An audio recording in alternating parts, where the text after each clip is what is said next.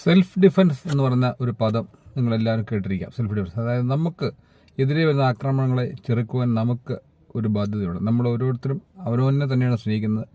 അവനവനെതിരെ ഒരു ആക്രമണം വരുമ്പോൾ തീർച്ചയായിട്ടും നമ്മൾ സെൽഫ് ഡിഫെൻസ് ഉപയോഗിച്ചിരിക്കണമെന്ന് പറയും. ഇപ്പോൾ തന്നെ ഒരു മാളിൽ ഒരു പോലീസുകാരൻ ഒരു സഹോദരിയുമായിട്ട് പോകുമ്പോഴത്തേക്കും തിരുവനന്തപുരത്ത് ആക്രമണം നടക്കുന്നത് നമ്മൾ കണ്ടതാണ്. പക്ഷേ അദ്ദേഹത്തിനെതിരെയാണ് കേസ് വന്നിരിക്കുന്നത്. ശരിക്കും പറയാൻ നിയമം അനുസരിച്ച് അദ്ദേഹം ഒരു ക്രൂരകൃത്യമൊക്കെ ചെയ്ത ആളാണെങ്കിലും ഇങ്ങനെയുള്ള റിപ്പോർട്ട് കൊടുക്കാൻ പാടില്ല. കാര്യം വെച്ചാൽ അദ്ദേഹം മാളിൽ സഹോദരിയുമായിട്ട് പോകുമ്പോഴത്തേക്കും സെൽഫ് ഡിഫെൻസിനായിട്ടാണ് അദ്ദേഹം ചെയ്തത്. അദ്ദേഹം ഒരു പോലീസുകാരനായിരിക്കുമ്പോൾ കാട്ടിക്കൂട്ടിയ വിക്രിയകൾക്കൊക്കെ അത് വേറെ ചോദിക്കേണ്ടതാണ്.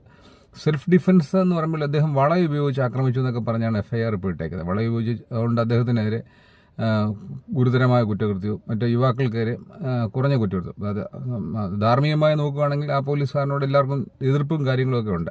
കാര്യം വെച്ചാൽ അത്രമാത്രമാണ് തലയ്ക്കൊക്കെ ഇട്ടാണ് അടിച്ചു കൊടുക്കുന്നത്. നമ്മൾ മുമ്പുള്ള ലാത്തി ചാർജ് ഒക്കെ കണ്ടതാണ്.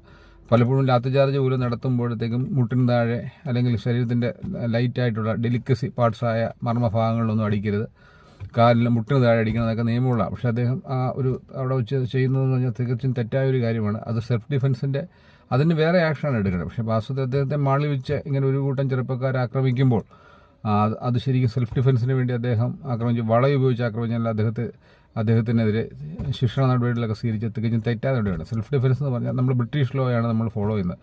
ബ്രിട്ടീഷ് ലോയിൽ തന്നെ പലപ്പോഴും നമ്മൾ ഒലക്കയുമായിട്ട് വരുന്നതിനെ ഒലക്കയെടുത്ത് ആക്രമിക്കാനും വെട്ടോത്തിയും കൊണ്ട് വരുന്നതിനെ വെട്ടോത്തി എടുത്ത് ആക്രമിക്കാനും ഈവൻ തീവെട്ടിക്കുള്ള ആംഡ് റോബറി എന്നുള്ള സെക്ഷൻ നമ്മുടെ നിയമം പറയുന്നത് എങ്ങനെയാണെന്ന് ചോദിച്ചാൽ രാത്രി നമ്മൾ ഉറങ്ങിക്കിടക്കുന്നു, ഭാര്യയും കുഞ്ഞുങ്ങളും ഒക്കെ ആയിട്ട് ഉറങ്ങിക്കിടക്കുമ്പോൾ നമ്മൾ നിസ്സഹായരായിട്ട് കിടക്കുമ്പോൾ ഒരു പറ്റം ആൾക്കാർ ആയുധങ്ങളും വെപ്പണുമായിട്ട് വന്ന് ആക്രമിക്കാൻ വന്നു കഴിഞ്ഞാൽ തീർച്ചയായിട്ടും നമ്മൾ ഏറ്റവും ഷാർപ്പായ വെപ്പണെടുത്ത് ഇറങ്ങുകയും അഥവാ ഇനി എന്തെങ്കിലും കുറയോ കാര്യങ്ങളോ നമ്മളെ ആക്രമിക്കാൻ വന്നവർക്ക് സംഭവിച്ചാൽ പോലും ഗുരുതരമായ കുറ്റകൃത്യങ്ങളല്ല എന്നുള്ള രീതിയിൽ നിയമം തീവെട്ടിക്കുള്ള രീതിയിൽ അതിനെ ശരിക്കും പറഞ്ഞാൽ നിർവഹിച്ചിട്ടുണ്ട്. ഡിഫൻസ് എന്ന് പറയുന്നത് അതുപോലെ പലപ്പോഴും ബ്രിട്ടീഷ് ലോയിൽ ഇങ്ങനെ അമിതമായി പോയത് ഡിഫൻസ് പലപ്പോഴും അമിതമാവുകയും ചെയ്തു. ഒരിക്കൽ ബ്രിട്ടീഷ് ലോയ്ക്കകത്ത് ഒരു രാത്രിയിൽ ഒരു ഗൃഹനാഥൻ ഉറങ്ങിക്കിടക്കുമ്പോഴത്തേക്കും ഒരുത്തൻ മോട്ടിക്കാനായിട്ട് വന്ന് ബ്രിട്ടീഷ് ചിമ്മിനിക്കകത്തോട്ട് കയറി ഓടി. അകത്ത് ചിമ്മിനിയുണ്ട്, പല ബ്രിട്ടീഷ് ഹൗസുകൾ, പഴയ ബ്രിട്ടീഷ് ഹൗസുകൾ ചിമ്മിനി എന്ന് പറയുന്ന സിസ്റ്റം ഉണ്ട്. ചിമ്മിനിക്കകത്തോട്ട് കയറി ഓടുകയും അടിയുന്ന ഈ ഗൃഹനാഥൻ തീയിടുകയും അദ്ദേഹം വെന്തു മരിക്കുകയും ചെയ്തു. അവിടെ ഡിഫൻസ് കൂടി എന്ന് പറഞ്ഞ് ഗൃഹനാഥന് ശിക്ഷ കൊടുത്തു. അപ്പോൾ ഡിഫൻസ് എടുക്കാമെങ്കിൽ പോലും അത് ഡിഫൻസിൻ്റെ ഏറ്റക്കുറച്ചുള്ള കൂട്ടിക്കുറച്ചതിന് ശേഷമാണ് പലപ്പോഴും ശിക്ഷ വിധിക്കുന്നത്. ഇപ്പോൾ